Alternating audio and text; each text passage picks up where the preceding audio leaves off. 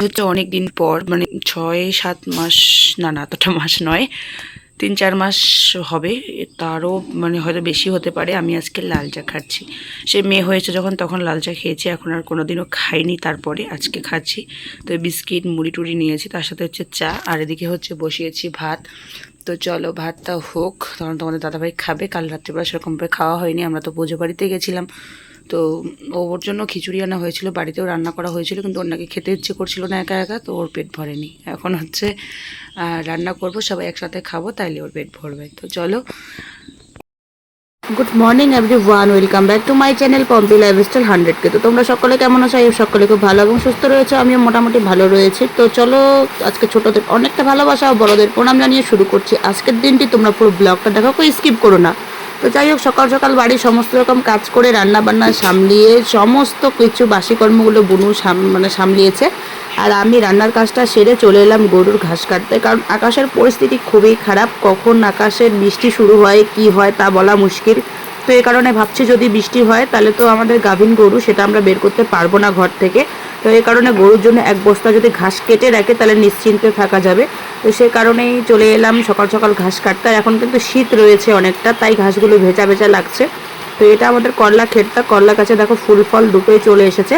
আর জাঙিয়ে দেওয়ার জন্য আমরা কিন্তু বাঁশ রেডি করেছি, তবে হচ্ছে এখন সময় অনুযায়ী মানে কি করব, এতটা ব্যস্ততা যে জাঙিয়ে দেওয়ার সময়টা তোমাদের দাদাভাই হয়ে উঠছে না। আর ওইদিকে আমার টুনটুনি দুটো আমার সঙ্গে চলে এসেছে ঘাস খাওয়ার জন্য, তারাও কিন্তু ঘাস খাচ্ছে। তবে তাদের একটা ভালো অভ্যাস আছে, তারা কিন্তু কোনো গাছগাছালা সেরকমভাবে খায় না, শুধু ঘাস কটাই খেয়ে যাচ্ছে। যতক্ষণ আমি এখানে আসি ওরাও ততক্ষণ এখানে থাকবে, তারপরে তো আমার সঙ্গে বাড়ি চলে এলো। বাড়িতে এসে তোমাদের সঙ্গে শেয়ার করছি আমার এই সুন্দর ফুলটি। অনেক ব্লগে শেয়ার করেছি, অনেক ব্লগে, প্রচুর ব্লগে তোমাদের সঙ্গে শেয়ার করেছে, তাই আর শেয়ার করছি না নতুন করে। আর এদিকে হচ্ছে তোমাদের চলো আরেকটা জিনিস শেয়ার করব।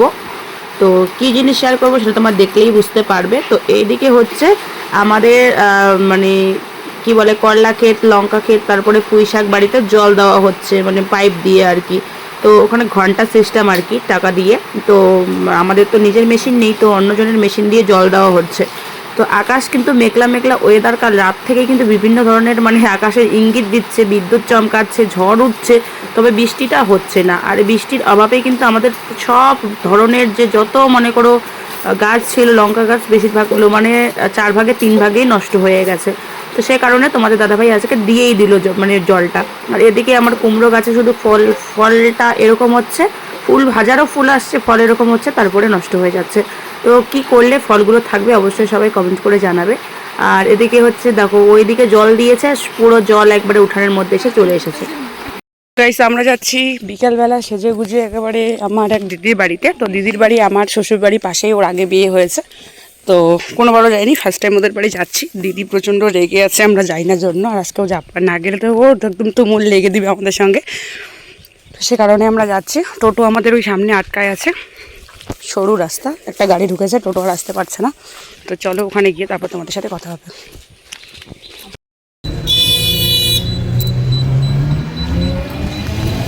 তো বাজার থেকে আমরা কিছু কেনাকাটা করলাম দিদির জন্য। কেনাকাটা করার পরে হচ্ছে আমরা এখন বেরিয়ে পড়েছি। আর এখান থেকে একটুখানি তো ঘুরে আবার উল্টা দিকে বাজারে আসতে লাগে, তো সে কারণেই হচ্ছে একটু ভালোই সময় লেগে গেল।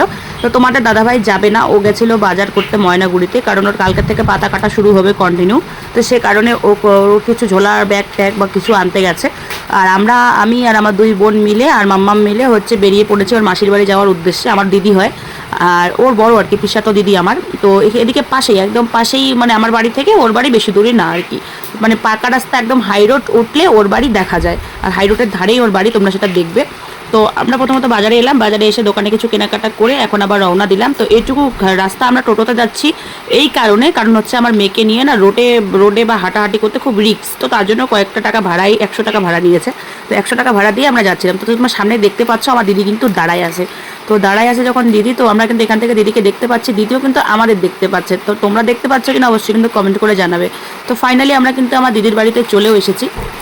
তো আসার পরেই তো আমাদের খাওয়া দাওয়া শুরু হয়ে গেছে। আর দিদিরও একটু সন্ধ্যার সময়, যেহেতু একলা বাড়ি ওরও একটু কাজ রয়েছে, ও সন্ধ্যা টন্ধা দিচ্ছে। আর আমাদের ততক্ষণে টিফিন এনে হাজির করিয়ে দিয়েছে। আর আমরা এখন চা বিস্কিট খাওয়া দাওয়া করলাম। করার পরে আমি একটু ঢং করছি, আমার যেটা ঢং করার আর কি সিস্টেম, যেটা তোমরা তো জানো রেগুলার এটা।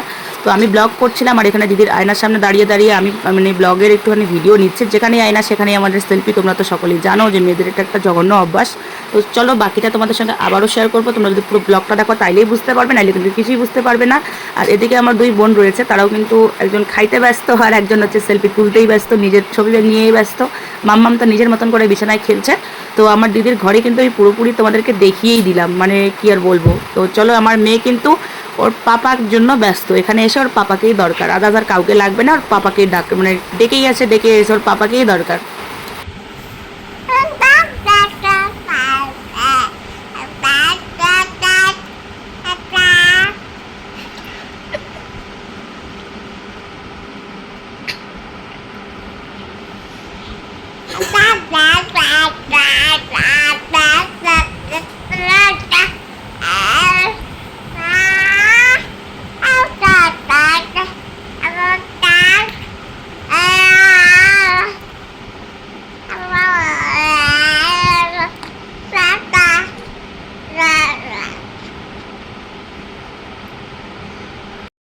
তো কিন্তু পাপা ভক্ত একবারে বলতে গেলে, সারাদিন আমাকে দরকার, কিন্তু রাত হলে ওর পাপাকে দরকার, তখন আর কাউকে লাগে না। আর আমরা যেহেতু 3টা মানুষই বাড়িতে, তো একে অপরকে ছাড়া কিন্তু কোনোদিন কোথাও যায়নি। তো আজকে আমরা সকলে এসেছি, ওর পাপাকে দেখতে পাচ্ছে না, ওর পাপা আসেনি জন্য ও ব্যস্ত হয়ে গেছে নিজের পাপার জন্য। তো বারবার ডাকতে মানে একদম ডেকেই যাচ্ছে ডেকেই যাচ্ছে। আর এদিকে যেহেতু একদম পাশেই, তো দিদি বলছে যে ওর পাপাকেও ফোন করে আসতে বল। তো আমি ফোন করলাম, যদি সময় পায় তাহলে অবশ্যই আসবে, যেহেতু কাজের ক্ষেত্রে খুবই এখন ব্যস্ত আর এই কদিনও ব্যস্তই থাকবে। তো তারপরে এখানে বসে থাকতে থাকতে আমরা আমার দিদির বিয়ের হচ্ছে অ্যালবামটা দেখছিলাম। তো দিদির বিয়ের সময় আমার একটা পরীক্ষা ছিল, তো সে কারণে হচ্ছে আমি যেতে পারিনি, তখন WB আমার একটা পরীক্ষা ছিল, তো সে কারণে আমি যেতে পারিনি। আর তারপরে হচ্ছে আমাদের বাড়ির সকলেই বিয়ে বাড়িতে গেছিলো, তো তার জন্য আমি তো ভিডিওটা দেখিনি, তারপরে আমিও একটুখানি দেখে নিলাম। আর তার মধ্যে জিজুর বাড়ির ভিডিও তো দেখা হয়নি, তো সেই কারণে জিজুর বাড়ির ভিডিওগুলোও দেখছিলাম। আর এই ভিডিওগুলো দেখে নিজের বিয়ের কথা এবং নিজের দিনটা নিজের কথাগুলো ভীষণ লেভেলের মনে পড়ে গেল, যে কীরকমভাবে কী হয়েছিল সবটাই মনে পড়লো। তো যাই হোক, অন্যের ভিডিওর এরকমভাবে দেখলে নিজের মনটা ভীষণভাবে খারাপ হয়, আনন্দটা অন্যরকম, তো দুঃখটাই বেশি। তো এটা আমার হচ্ছে পিসির বাড়ির ভিডিও, মানে তোমরা এখন দেখতে পাচ্ছ। আর আমি কিন্তু তোমাদের তো বলে দিলাম যে পরীক্ষার কারণে আমি দিদির বিয়েতে থাকতে পারিনি, তো সে কারণে একটুখানি শুরু থেকে শেষ অবধি পুরো অ্যালবামটা দেখলাম আর তোমাদের সঙ্গেও শেয়ার করলাম, যে তোমরাও একটুখানি দেখে নাও যে কেমন হয়েছে।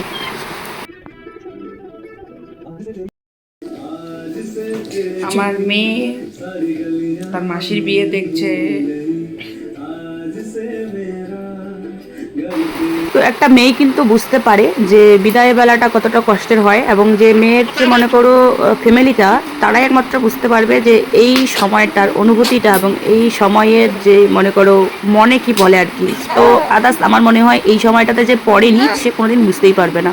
তো যাই হোক, এটা নিয়ে আর বেশি কথা বলবো না। তো যাই হোক, তোমরা অ্যালবামটা পুরোটা দেখো, আর কমেন্টস বক্স খোলা রইলো, তোমাদের মানে একটা কি বলে সুন্দর কমেন্ট করে জানিয়ে দিও যে কেমন হয়েছে, এবং তোমাদের কার কার এরকম মানে স্মৃতি রয়েছে এবং মনে পড়লো।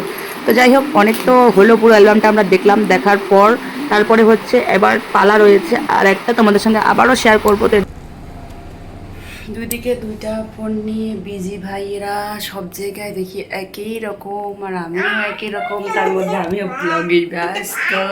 আর আমার মেয়ে খালি পাপা পাগলা পড়ে গেছে, খালি পাপা পাপা ছাড়া কিচ্ছু বোঝে না। এই যে তোর পাপা ভিডিওটা দেখছে, দেখ।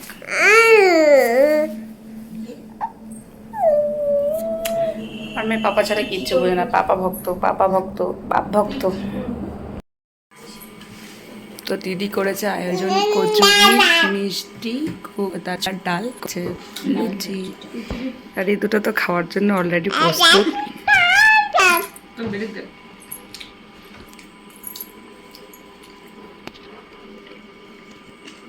তো আমরা হচ্ছে ছোলার ডাল, তারপরে পুরি ছিল, আর সঙ্গে ছিল ল্যাংচা, তারপরে ছিল কচুরি। তো এগুলো খাওয়া দাওয়ার পরে আমি চলে এলাম একটু দিদির রান্নাঘরে। তো মানে এক বোনই তো বুঝবে বোনের কষ্টটা, আলাদা তো কেউ বুঝতে পারবে না। তো বোন হচ্ছে আমার যেহেতু বড় দিদি, তো দিদি রান্না করছে, আমি একটু দিদি রান্নাঘরে আসলাম। দিদি রান্নাঘরে এসে দেখলাম আর কি দিদি কী রান্না করছে। তবে দিদির বাড়িতে জাগ্রত যত ঠাকুর রয়েছে, তোমরা এই মন্দির দেখতে পাচ্ছ, এই যে এদিকে দুটো মন্দির পরপর, তো সেই কারণে কিন্তু দিদির বাড়িতেও 12 মাস নিরামিষ। তো আমাদের জন্য দিদি পনির রান্না করছে। আর বাড়িটা দেখো, দিদির বাড়িটা খুবই সুন্দর, খুবই সুন্দর। তারপর আমরা ওখান থেকে বিদায় নিয়ে টোটো করে চলে এলাম বাড়িতে। তবে মাঝপথে আমাদের টোটোর লিক হয়ে গেছিলো, আমরা হেঁটে হেঁটে বাড়ি এসেছি, সেটা কেউ জানে না। তো যাই হোক, আজকের মতো ভিডিওটা এখানেই শেষ করছি। কেমন হয়েছে অবশ্যই কমেন্ট করে জানাবে। ভালো লাগলে লাইক, কমেন্ট, শেয়ার এবং সাবস্ক্রাইব করে আমার পাশে থাকবে। তো চলো, এখন বাজে 11টা। দেখা হচ্ছে নতুন কোনো ব্লগে।